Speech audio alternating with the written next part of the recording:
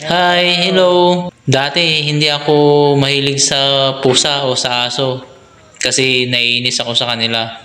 Unang-una sa lahat yung kinakainisan ko sa kanila, yung mga nagnanakaw sila ng pagkain. Example, yung ulam o kung ano man yung nakalagay dyan. Kasi minsan naranasan ko na meron akong nilutong ulam at prepare ko doon sa lamisa para kumain. Ang ginawa ko, tinakpan ko at naligo muna ako. Kasi masarap kumain pagtapos mong maligo. And then merong pusang gala sa bahay namin, 2 piraso. Then lagi silang pumapasok sa bahay na minsan di mo namamalayan, naghahanap nga ng pagkain kasi nga walang nagmamay-ari sa kanila. Siyempre, normal yun sa kanila. Karamihan naman kasi ng mga pusa at aso dito sa atin sa Pilipinas, karamihan dyan mga gala. Pambihira lang yung may nag-aalaga sa kanila. Kaya sa sobrang gutom niya siguro, pumasok sa loob ng bahay, kinain niya yung ulam na tinakpan ko doon.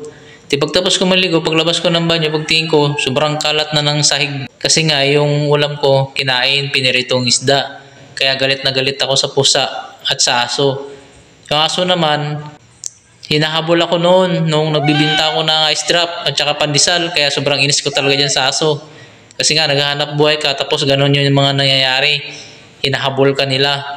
Kaya galit na galit ako. Pero ngayon yung may mga social media na mayroong mga nagsasabi na dapat mag-alaga tayo ng mga hayop, ganito, mahalin natin yung mga hayop kasi isa sa mga nagbibigay ng swerte sa buhay. And ngayon, ang sitwasyon ko ngayon, nag-alaga ako ng aso yung una. Then, yung nag-alaga ako ng aso, na-experience ko, anak ng kagang, puta, nangahabol ng mga taong dumadaan sa bahay. Kaya ang ginawa ko, pinadispose ko. Kasi nga, nakakatakot.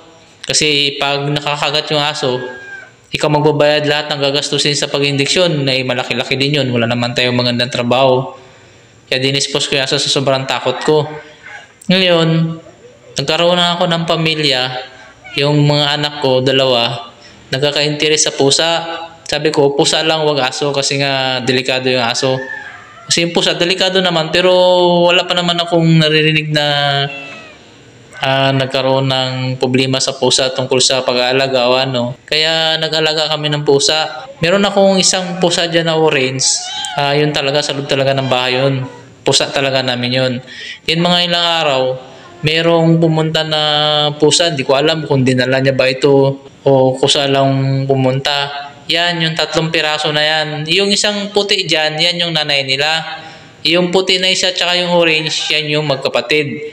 Itong orange ito, sobrang tapang yan. Pag kumakain siya, gusto niya walang nangiistorbo sa kanya. Kahit yung pusa ko na orange na lalaki, kasi siya lalaki rin, binubugbog niya.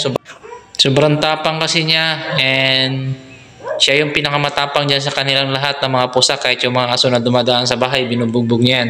And hanggang dito na lang muna guys yung istorya ng mga pusa guys. And see you to next vlog. And maraming salamat. May part 2 to guys. Maraming salamat. Abangan po ninyo.